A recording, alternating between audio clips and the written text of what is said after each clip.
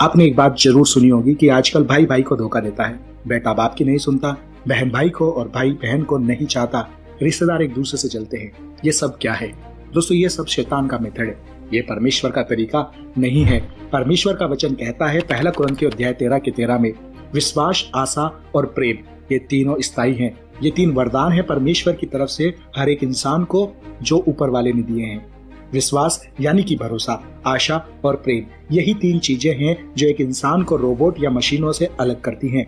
और यही तीन गुण आप जानवरों में भी देख सकते हैं। वे भी अपने परिवार पर विश्वास करते हैं, एक दूसरे से आशा रखते हैं और प्रेम करते हैं। लेकिन हम जानते हैं कि शैतान हर उस चीज को उल्टा करता है जो भी परमेश्वर ने बनाया है।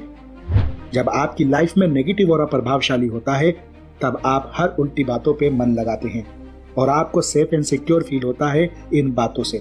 लेकिन ये सारी चीजें आपको आखिर में नाश की ओर लेकर जाती हैं। आगे इस वचन में लिखा है, पर इनमें सबसे बड़ा प्रेम है। जब आपको लगे कि दुनिया में कोई भी भरोसे के लायक नहीं बचा है और कोई ऐसा नहीं है जिससे आप उम्मीद रख सकते हैं, तब आप समझ जाइए कि आपके मन में प्रेम की कमी होने लगी है। आप दूसरों से प्यार नहीं रख पा रहे हैं, क्योंकि सेम ऐसा ही लोग आपके बारे में भी सोच रहे हैं। लोग आपको विश्वास और भरोसा इसलिए नहीं दे पा रहे हैं क्योंकि उनको भी बदले में आपसे प्रेम चाहिए और वो प्रेम आपसे उनको मिल नहीं रहा है, इसलिए वो भी आपको प्रेम नहीं कर पा रहे हैं। वचन में लिखा है कि प्रेम बड़ा है, प्यार चाहिए तो दूसरों को प्यार दो, और जब आपके पास दूसरों के प्रति प्रेम होगा तो आप उनको प्रेम ही दोगे और बदले में वो भी आपको प्रेम ही लौटाएंगे। परमेश्वर का यही मेथड है, प्रेम दो प्रेम लो। लेकिन शैतान ने उसका उल्टा आपके मन में डाल दिया है, जलन दो जलन लो, नफरत दो नफरत लो। परमेश्वर का वचन कहता है लूका अध्याय 6 के 31 में, और जैसा तुम चाहते हो कि लोग तुम्हारे साथ करें तुम भी उनके साथ वैसा ही करो। याद रखिए, प्रेम की शुरुआत आपको ही करनी है। आप ये नहीं कह सकते और ये कहकर बच नहीं सकते कि जब सामने वाला मुझसे प्रेम नहीं करता तो मैं भी नहीं करता या करती। वचन में क्या लिखा है? जैसा तुम अपने साथ चाहते हो वैसा दूसरों के साथ करो। ये नहीं लिखा कि जैसा दूसरे तुम्हारे साथ करते हैं वैसा तुम उनके साथ करो। ये तो शैतान का मेथड है, वचनों को उल्टा करना। आज लोग क्या करते हैं? जैसा उनके परिवार वाले, दोस्त, रिश्तेदार, पड़ोसी उनके साथ करते हैं वैसा ही वे भी उनके साथ करते हैं।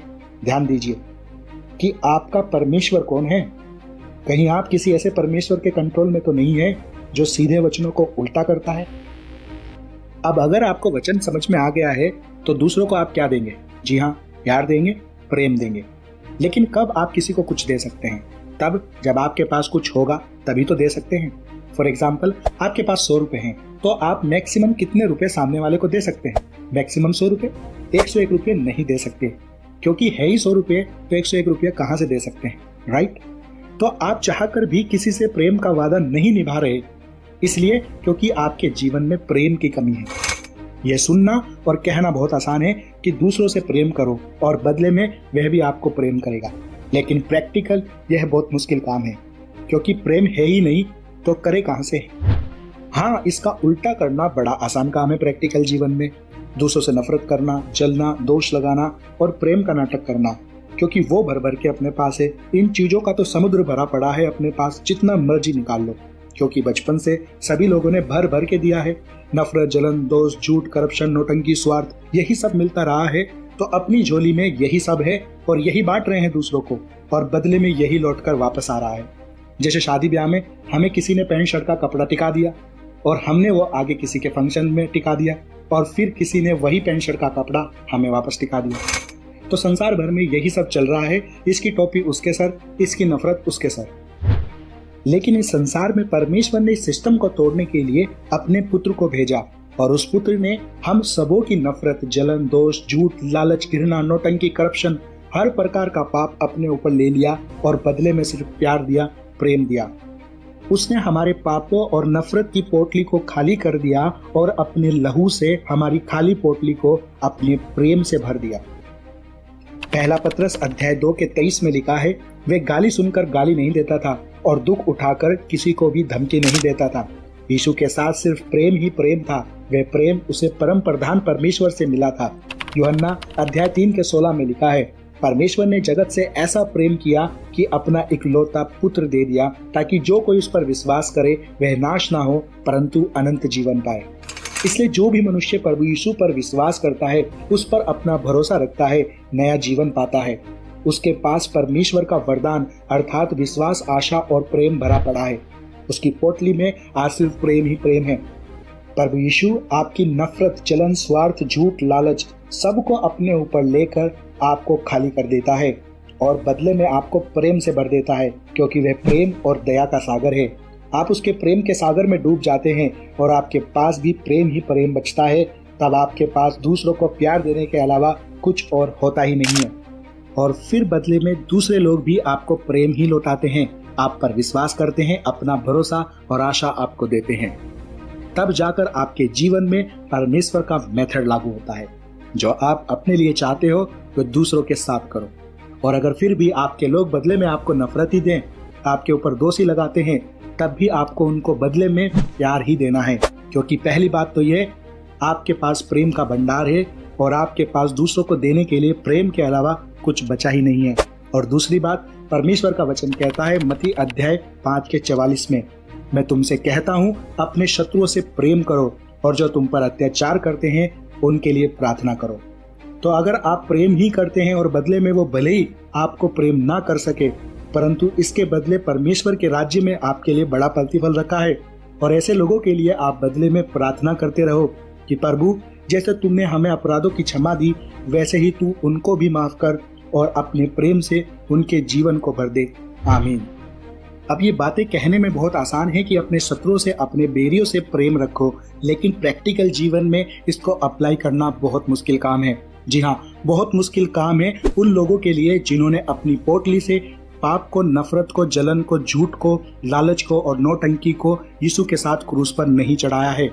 उनके लिए बहुत मुश्किल काम है जिन्होंने अपनी पाप की पोटली में ही यीशु के प्रेम को भी रख लिया है। और जब सामने वाला व्यक्ति उनसे कुछ मांगता है तो वे सामने वाले व्यक्ति के हिसाब से किसी को जलन निकाल के दे देते हैं, किसी को नफरत निकाल के दे देते हैं, किसी को यीशु का प्यार निकाल कर दे देते हैं। वे सामने वाले व्यक्ति के हिसाब से अपनी पोटली में से निकाल कर उसको देते हैं। ऐसे लोगों के लिए अपने शत्रुओं से प्यार करना बहुत मुश्किल काम है, अपने बैरियों से प्यार रखना बहुत मुश्किल काम है। लेकिन उस व्यक्ति के लिए बहुत आसान काम है जिसने अपनी पोटली से पाप को और नफरत को निकाल कर यीशु के साथ क्रूस पर डाल दिया है। उसने अपनी पोटली को खाली कर दिया और उसमें सिर्फ यीशु मसीह का प्रेम भर लिया है। उस व्यक्ति के साथ उस पोटली में सिर्फ प्रेम ही प्रेम है। अब वे हर किस्म के इंसान को अपनी पोटली में से सिर्फ प्रेम ही निकाल कर देता है, क्योंकि उसके पास सिर्फ प्यार ही प्यार है। वह किसी को भी जो भी उसके पास आता है अपनी पोटली में से प्यार ही निकाल कर देता है, क्योंकि उसके पास सिर्फ वही है। चाहे उसके पास अच्छा इंसान आता है, चाहे बुरा इंसान आता है, वह हर इंसान को यीशु मसीह का प्यार ही देता है। वह सामने वाले की शक्ल देखकर अपनी पोटली में से मनचाही चीजें निकाल कर नहीं देता है, क्योंकि उसके पास कुछ और है ही नहीं सिवाय यीशु के प्रेम के। तो आपको हमेशा दूसरों से प्रेम करना है, उनको प्यार देना है और बदले में वो भी आपको प्यार करने लग जाएंगे। और अगर फिर भी कोई आपके ऊपर दोष लगाए, आपसे नफरत करे, आपको गाली दे, आपको नीचा दिखाए, तो आपने पलटकर उनके साथ वैसा व्यवहार नहीं करना है जैसा वे आपके साथ करते हैं। ये तो शैतान का स्वभाव है, परमेश्वर का स्वभाव नहीं है। आप अगर खुद को परमेश्वर की संतान मानते हैं तो आपको परमेश्वर की इच्छा पूरी करनी है, प्रभु के स्वभाव को अपनाना है और बदले में ऐसे लोगों के लिए प्रार्थना करनी है। आमीन। कमेंट बॉक्स में लिखिए आमीन। परमेश्वर का वचन पवित्र आत्मा के साथ आपसे बात करे। सबको जय मसीह की।